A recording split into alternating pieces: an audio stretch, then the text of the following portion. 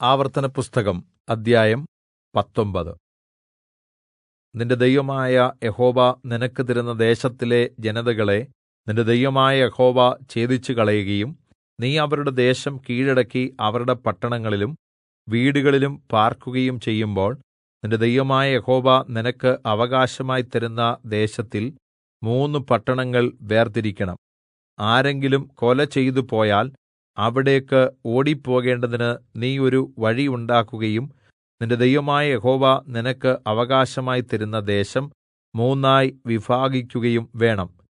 കൊല ചെയ്തിട്ട് അവിടേക്ക് ഓടിപ്പോകുന്ന ഒരുവൻ ജീവനോടിരിക്കാനുള്ള പ്രമാണം എന്തെന്നാൽ, ഒരുവൻ പൂർവ്വദ്വേഷം കൂടാതെ അബദ്ധത്താൽ കൂട്ടുകാരനെ കൊന്നുപോയെങ്കിൽ, ഉദാഹരണമായി ഒരുവൻ കൂട്ടുകാരനോടുകൂടി കാട്ടിൽ പോയി മരം വെട്ടുവാൻ കോടാലി ഓങ്ങുമ്പോൾ കോടാലി ഊരിത്തെറിച്ച് കൂട്ടുകാരന്റെ മേൽ കൊണ്ടിട്ട് അവൻ മരിച്ചുപോയാൽ, ഇങ്ങനെ കൊല ചെയ്തവനെ രക്തപ്രതികാരകൻ ഉഗ്രകോപത്തോടെ അതിദൂരം പിന്തുടർന്ന് അവനെ പിടിച്ച് കൊല്ലാതിരിക്കുവാൻ അവൻ ആ പട്ടണങ്ങളിൽ ഒന്നിലേക്ക് ഓടിപ്പോയി ജീവനോടിരിക്കണം.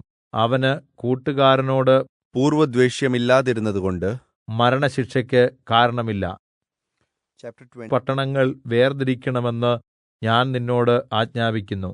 നിന്റെ ദൈവമായ യഹോവയെ നീ സ്നേഹിച്ച് എല്ലാ നാളും അവന്റെ വഴികളിൽ നടക്കുകയും ഞാൻ ഇന്ന് നിന്നോട് ആജ്ഞാപിക്കുന്ന സകല കല്പനകളും ജാഗ്രതയോടെ പ്രമാണിക്കുകയും ചെയ്താൽ, നിന്റെ ദൈവമായ യഹോവ നിന്റെ പിതാക്കന്മാരോട് സത്യം ചെയ്തതുപോലെ നിന്റെ അതിർ വിശാലമാക്കി നിന്റെ പിതാക്കന്മാർക്ക് കൊടുക്കുമെന്ന് വാഗ്ദത്തം ചെയ്ത ദേശം എല്ലാം നിനക്ക് തരും.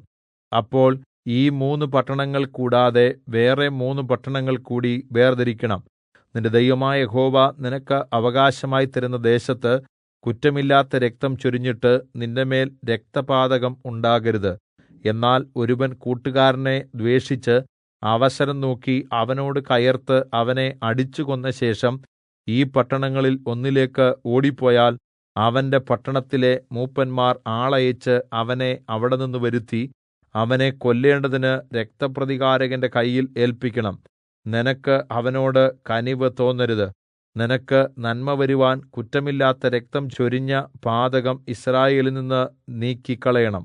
നിന്റെ ദൈവമായ യഹോവ നിനക്ക് അവകാശമായി തരുന്ന ദേശത്ത് നീ കൈവശമാക്കുവാനിരിക്കുന്ന നിന്റെ അവകാശത്തിൽ പൂർവികന്മാർ വച്ചിരിക്കുന്ന കൂട്ടുകാരന്റെ അതിര് നീക്കരുത്. മനുഷ്യൻ ചെയ്യുന്ന ഏത് അകൃത്യത്തിനോ പാപത്തിനോ അവന്റെ നേരെ ഏകസാക്ഷി നിൽക്കരുത്. 2 3 സാക്ഷികളുടെ വാമൊഴിമേൽ കാര്യം ഉറപ്പാക്കണം. ഒരുവന്റെ നേരെ അകൃത്യം സാക്ഷീകരിക്കുവാൻ ഒരു കള്ളസാക്ഷി അവന് വിരോധമായി എഴുന്നേറ്റാൽ, തമ്മിൽ വ്യവഹാരമുള്ള 2 പേരും യഹോവയുടെ സന്നിധിയിൽ അന്നുള്ള പുരോഹിതന്മാരുടെയും ന്യായാധിപന്മാരുടെയും മുമ്പാകെ നിൽക്കണം. ന്യായാധിപന്മാർ നല്ലവണ്ണം വിസ്താരം കഴിക്കണം. സാക്ഷി കള്ളസാക്ഷി എന്നും സഹോദരന്റെ നേരെ കള്ളസാക്ഷ്യം പറഞ്ഞു എന്നും കണ്ടാൽ, അവൻ സഹോദരന് വരുത്തുവാൻ നിരൂപിച്ചതുപോലെ നിങ്ങൾ അവനോട് ചെയ്യണം. ഇങ്ങനെ നിങ്ങളുടെ ഇടയിൽനിന്ന് ദോഷം നീക്കിക്കളയണം. ഇനി നിങ്ങളുടെ ഇടയിൽ അതുപോലെയുള്ള ദോഷം നടക്കാതിരിക്കുന്നതിന് ശേഷമുള്ളവർ കേട്ട് ഭയപ്പെടണം. ഈ കാര്യത്തിൽ നിനക്ക് കനിവ് തോന്നരുത്. ജീവന് പകരം ജീവൻ, കണ്ണിന് പകരം കണ്ണ്, പല്ലിന് പകരം പല്ല്, കൈക്ക് പകരം കൈ, കാലിന് പകരം കാൽ.